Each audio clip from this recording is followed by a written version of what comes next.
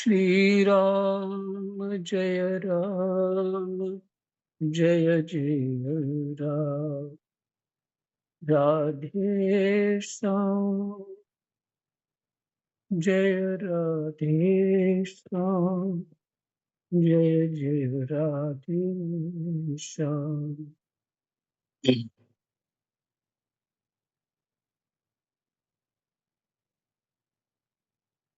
श्री गणेशाय नमः। श्री सीतारामाभ्यां नमः। श्री हनुमते नमः। श्री उमापते नमः। श्री गुरुवे नमः। सब संतन की जय जय। जय जय सीताराम। राधे श्याम। श्रीमद् भागवत महापुराण प्रथम स्कंद 16वां अध्याय श्लोक संख्या 34।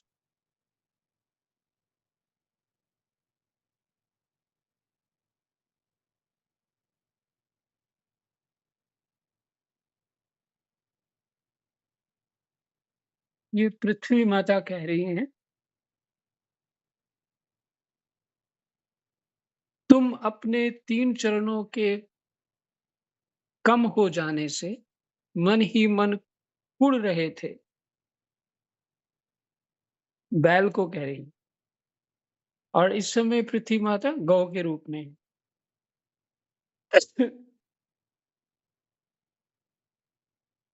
अतः अपने पुरुषार्थ से तुम्हें अपने ही अंदर पुनः सब अंगों से पूर्ण एवं स्वस्थ कर देने के लिए ही वे अत्यंत रमणीय श्याम सुंदर विग्रह से यदुवंश में प्रकट हुए और मेरे बड़े भारी भार को, जो असुरवंशी राजाओं की सैकड़ों अक्षोनियों के रूप में था, नष्ट कर डाला, क्योंकि वे परम स्वतंत्र थे। फिर से उस धर्म देवता बैल रूप में तुम उनको कह रही हैं, तुम अपने 3 चरणों के कम हो जाने से, क्योंकि धर्म का एक ही चरण रह गया अब,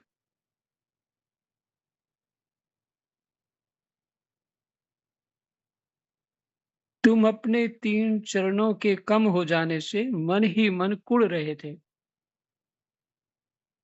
माने दुखी हो रहे थे। अतः अपने पुरुषार्थ से तुम्हें अपने ही अंदर पुनः अपने पुरुषार्थ से तुम्हें अपने ही अंदर पुनः सब अंगों से पूर्ण एवं स्वस्थ कर देने के लिए वे अत्यंत रमणीय श्याम सुंदर मन श्री कृष्ण तुम्हारा तुम्हारे सभी अंगों को पूरा करने के लिए, अर्थात कृष्ण भगवान यदुवंश में प्रकट हुए।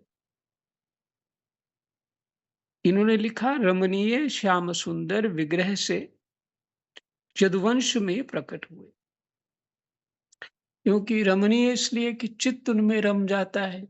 उनका दर्शन करते ही चित्त जो उनमें रमन करने लगता है, इसलिए रमणीय यानी चित्त हमारा उनमें लग जाता है या चित्त खो जाता है भगवान का दर्शन करते ही,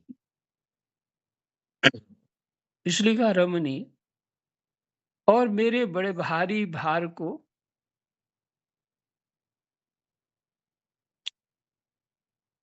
जो असुरवंशी राजाओं की सैकड़ों अक्षोनियों के रूप में था,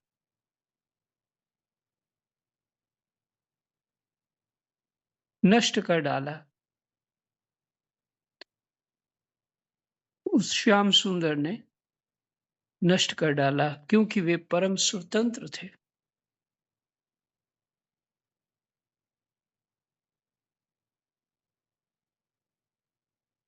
जिन्होंने अपनी प्रेम भरी चितवन, मनोहर मुस्कान और मीठी-मीठी बातों से सत्यभामा आदि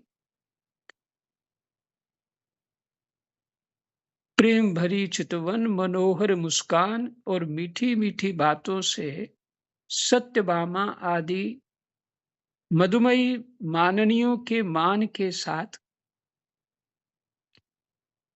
मधुमयी माननियों के मान के साथ धीरज को भी छीन लिया था।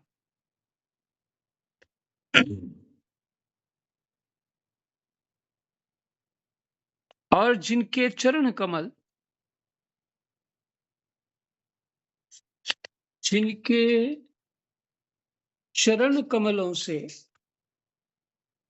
के स्पर्श से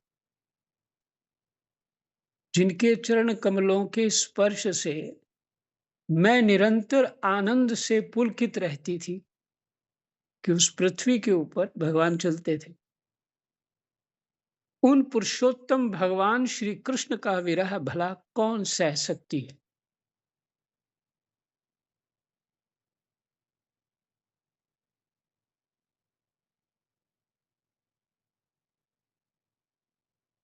फिर से 35वां, जिन्होंने अपनी प्रेम भरी चितवन, मनोहर मुस्कान और मीठी-मीठी बातों से सत्यभामा आदि जो मधुमयी माननियों के मान के साथ धीरज को भी छीन लिया था। मतलब उनकी जो जितनी रानियाँ थी उनके धीरज को छीन लिया था। उनके अंदर धीरता चली गई थी। क्यों किस बात की धीरता चली गई थी? तो भगवान से दर्शन करना, सेवा करना इत्यादि उसमें चित्त गहन लगा था। भगवान ने उनकी मन और मति को छीन लिया था।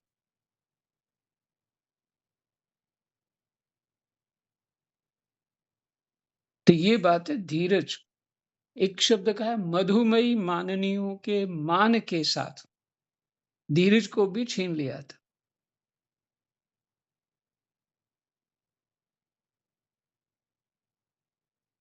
गहन अर्थ है। एक तो मधुमयी शब्द है, मैंने वो मधुर शब्द होता है, मीठा। कोई बात मीठी करता है, कोई विचार मीठा करता है, हुँ? कोई व्यवहार मीठा करता है। तो ये सारी तो ये तपस्वी लोग हैं सभी। तो जिनके अंदर धीर तप तप तो बिना धीर के होता नहीं है। धीरता के नहीं हो सकता तप।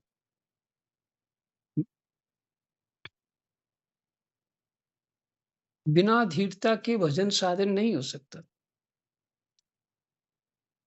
तुमने ऐसी माननियों के मान के साथ धीरज को भी छीन लिया था। उन्हें अपनी वो समझ इत्यादि सब म वो खो बैठी थी। वो तो स्वाभाविक है।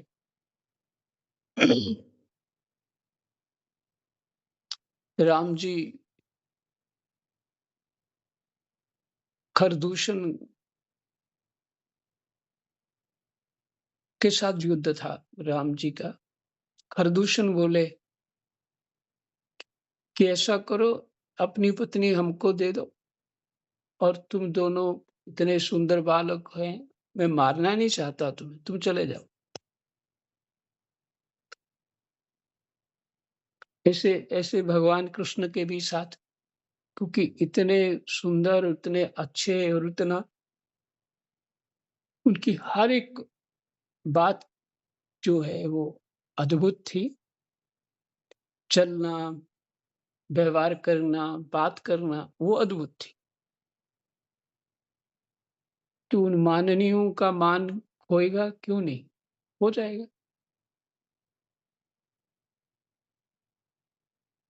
जिनके चरण कमलों के स्पर्श से मैं निरंतर आनंद से पुलकित रहती थी। पृथ्वी कह रही, तो पृथ्वी सुना रही है भगवान एक ऐसे हैं,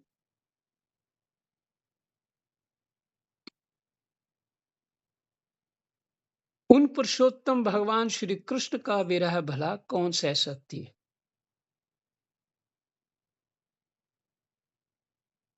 धर्म और पृथ्वी के इस प्रकार आपस में बातचीत कर ही रहे थे कि उसी समय राजऋषि परीक्षित पूर्व वाहिनी सरस्वती के तट पर आ पहुंचे। जब जब भी भगवान अवतार लेते हैं, तो धर्म की जो ग्लानि होती है, अर्थात अधर्मी जीव हो जाते हैं, उसको दूर करने के लिए ही अवतार लेते हैं।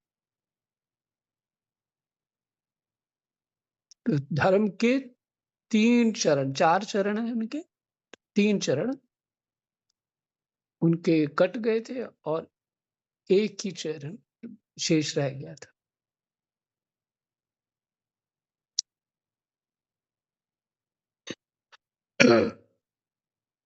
17वां अध्याय।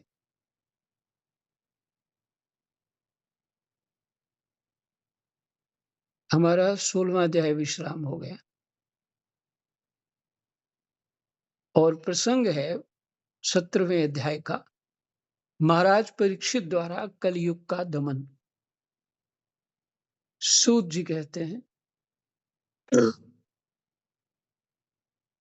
ये ध्यान रखना है, जैसे वो एक फिल्म में सीन बदलते जाते हैं ना, उसी तरह रामायण भी इसी तरह है, पुराण इत्यादि भी इसी तरह से सीन बदलते रहते हैं। कैसे? सूत जी शौनक आदि ऋषियों को जो 88,000 हैं, उनको सुना रहे कि पृथ्वी और धर्म की क्या बात हुई।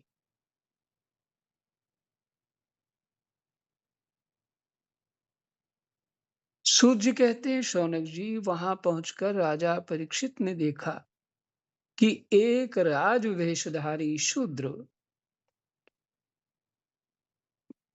है, शूद्र पर राजवेश धारण किया है,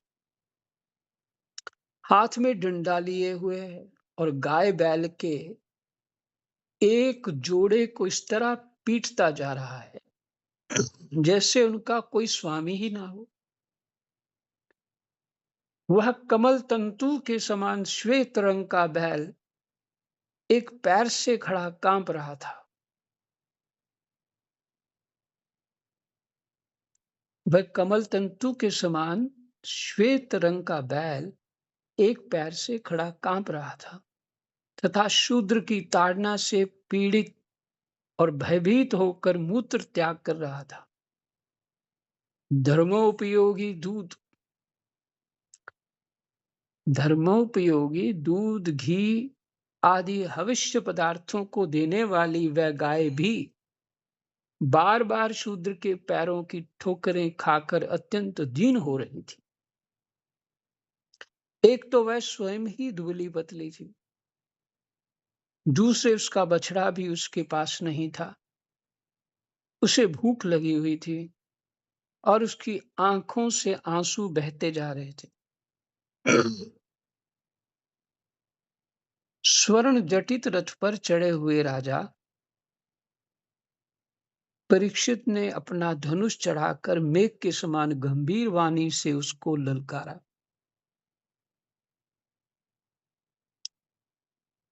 अरे तू कौन है जो बलवान होकर भी मेरे राज्य के इन दुर्बल प्राणियों को बलपूर्वक मार रहा है।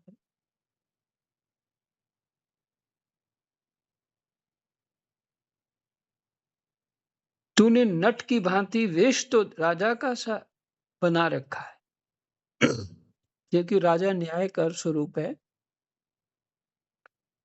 तू बना हुआ तू राजा है, कर रहा है अधर्म, परंतु कर्म से तू शूद्र जान पड़ता है। मैंने क्या करना चाहिए, क्या नहीं करना चाहिए, उसका ज्ञान नहीं है तेरे को। हमारे दादा अर्जुन के साथ भगवान श्री कृष्ण के परम धाम पधार जाने पर इस प्रकार निर्जन स्थान में निरपराधों पर प्रहार करने वाला तू अपराधी है, अतः वध के योग्य है। हमारे दादा अर्जुन के साथ भगवान श्री कृष्ण के परम धाम पधार जाने पर इस प्रकार निर्जन स्थान में निरपराधों पर प्रहार करने वाला तू अपराधी है। और निर्जन स्थान में यहाँ कोई नहीं था, वहां उस गाय और बैल को मार रहा था, अतः वध के योग्य है, तेरा वध करना चाहिए अर्थात।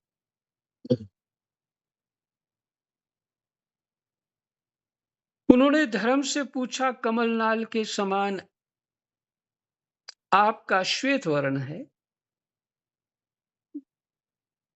कमलनाल जो होती है उसका श्वेत वर्ण होता है।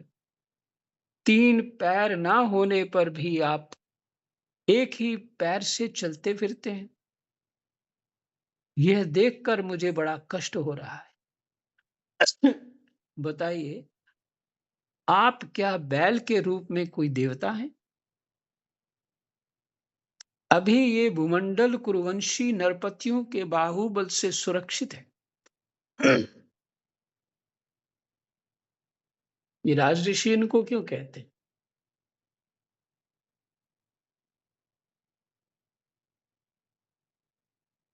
अभी ये भूमंडल कुरुवंशी नरपतियों के बाहुबल से सुरक्षित है।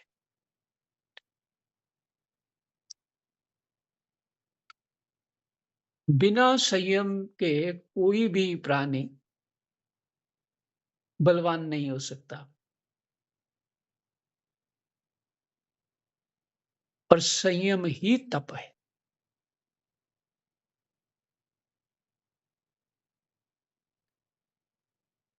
फिर खाने लगे तो जो स्वाद लगा ज्यादा खा लिया, तो संयम नहीं हुआ। फिर उससे परेशानी खड़ी हो गई, फिर दवाई खानी पड़ी, तो संयम नहीं, ये तो भोग हो गया।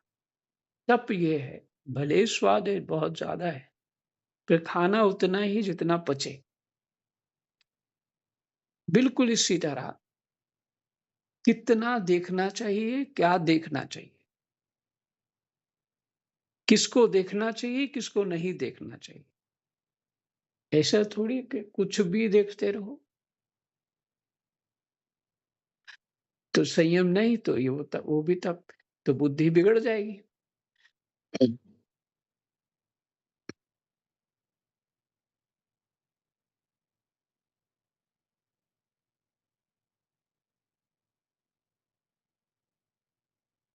कितना सुनना चाहिए, क्या सुनना चाहिए, क्या नहीं सुनना चाहिए, ये सत्संग से ही विवेक प्राप्त होगा ना। कि हम इधर उधर की बातें सुनते रहेंगे तो क्या होगा, बातें दिमाग में घूमती रहेंगी, हमारा आचरण बिगड़ जाएगा, और फिर भजन साधन से हट जाएंगे। तो क्या सुनना चाहिए, क्या नहीं सुनना चाहिए, जो बात 4 सेंटेंस में खत्म हो सकती है, उसको 10-15 मिनट लगाने की क्या आवश्यकता है। लेकिन नहीं, मीठा जो बनना है हमने उनके साथ, उसकी आएँ बाएँ काएँ सब सुनते रहना। तो संयम नहीं हुआ, तुम्हारी बुद्धि पे असर डाल दिया। उसी तरह स्पर्श का संयम, सूंघने का संयम, चखने का संयम, ये सभी संयम तप है।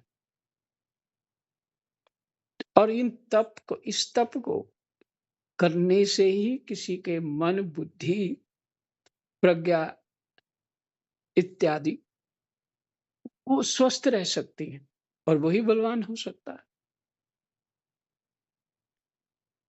तो ये योगी राजा लोग हैं, ये भोगी राजा लोग नहीं। इनके अंदर विषय सुख की लालसा नहीं। हम्म, कोई और साधारण है भी नहीं बोलो। कैसे तपस्वी हैं हम विचार भी नहीं कर सकते। कैसे महापुरुष हैं। तो परीक्षित महाराज जी ऐसे थे।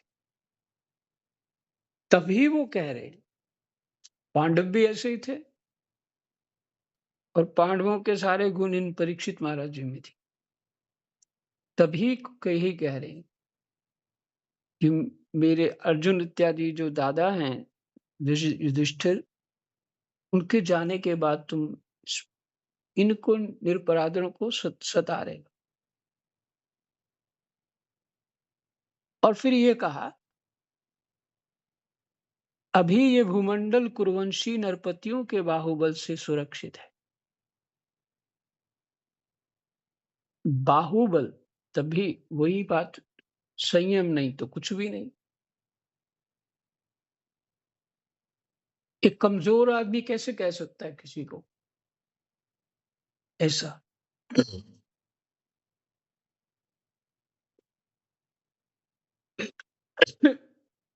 ये बातें मैं आपको इसलिए सुनाता हूँ। शास्त्र के जो पात्र हैं, उनका तप देखिए। और राजा होकर भी वो मनमानी कर सकते हैं, पर ऐसा नहीं है। जब परीक्षित प्राण छोड़ते हैं तो सभी महापुरुष, सभी तपस्वी उनके पास आ जाते हैं। हम्म? तो बताइए कितने, कैसा न्याय उनके जीवन का होगा, कैसा तप होगा उनका। वो ऐसे बड़े बड़े महापुरुष तो ऐसे कहीं जाते नहीं, वो तो त्रिकालज्ञ होते, सब जानने वाले होते। जैसे भीष्म पितामह के पास आए, जैसे परीक्षित महाराज के पास आए। ये राज ऋषि, हम्म, मैंने अपने राजा होकर के संयमी होना अधिक कठिन है, बहुत कठिन। क्योंकि बुद्धि कई प्रकार के विषयों को दिखती रहती है। दूसरों के पाप कर्म को भी देखना पड़ता है, समझना पड़ता है। सभी प्रकार के जो उनके गुप्तचर होते हैं, वो समाज की सभी बातें आके उनको सुनाते हैं। तो तभी वो न्याय कर पाते। लेकिन उनकी बुद्धि बिगड़ती नहीं।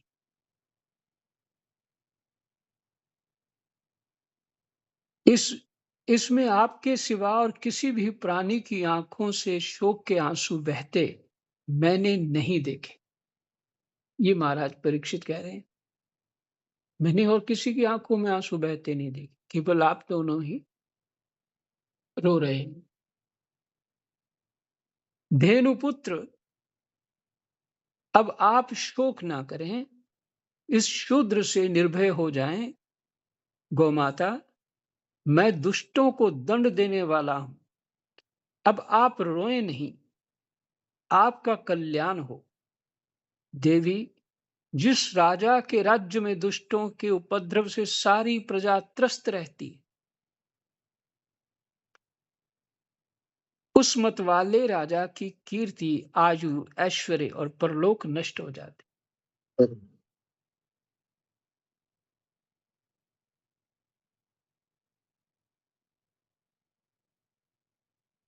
देवी, जिस राजा के राज्य में दुष्टों के उपद्रव से सारी प्रजा त्रस्त रहती है, उस मतवाले राजा की कीर्ति, आयु, ऐश्वर्य और परलोक नष्ट हो जाते हैं।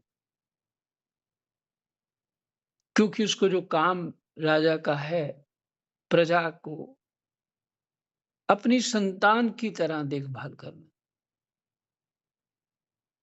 तो प्रजा तो दुखी है। तो फिर तुम राजा अगर नहीं कर सकते तो उस स्थान पे क्यों हो?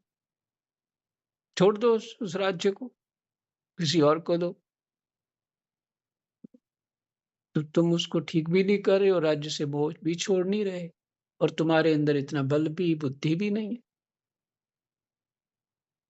तो परलोक नष्ट होगा ही।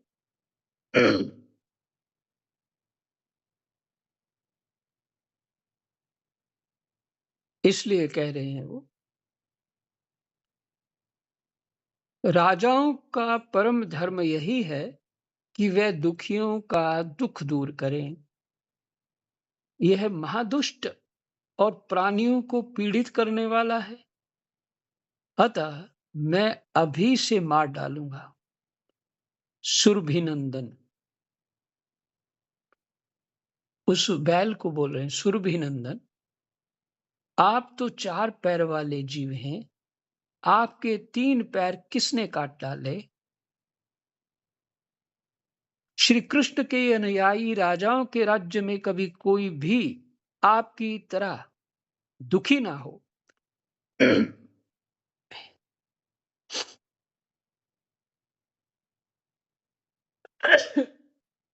देखिए, विचार देखिए महाराज परीक्षित का।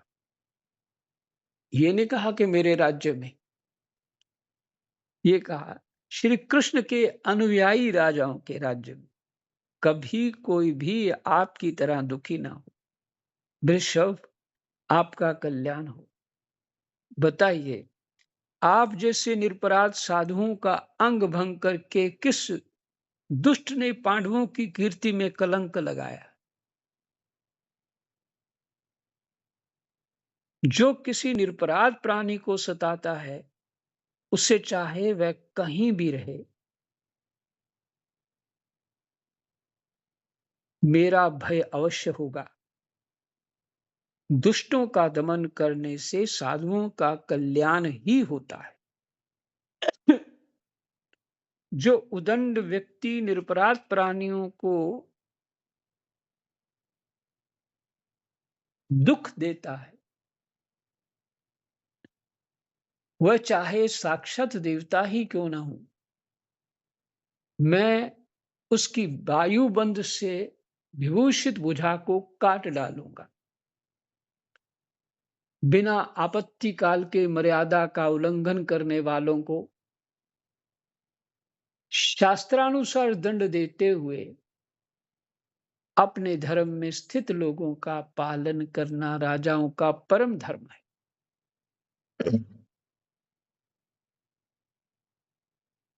बिना आपत्ति काल के मर्यादा का उल्लंघन करने वालों को, आपत्ति काल में मर्यादा का उल्लंघन हो ही जाता है। यात्रा कर रहे हो, वहां इतना शुद्धि अशुद्धि का विचार नहीं हो सकता।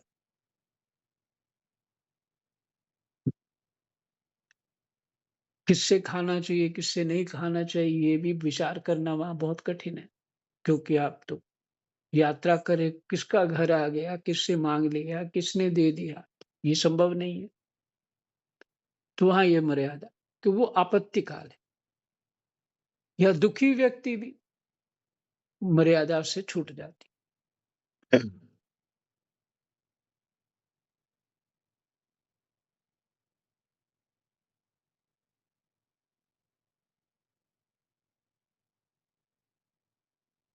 राम,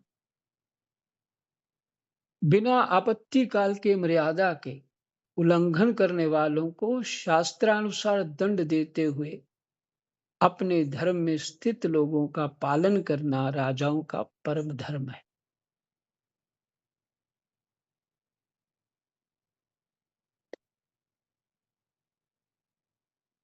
आपत्ति हो गई, कोई तो कुछ छूट जाए अलग बात है, लेकिन राजाओं का धर्म यही,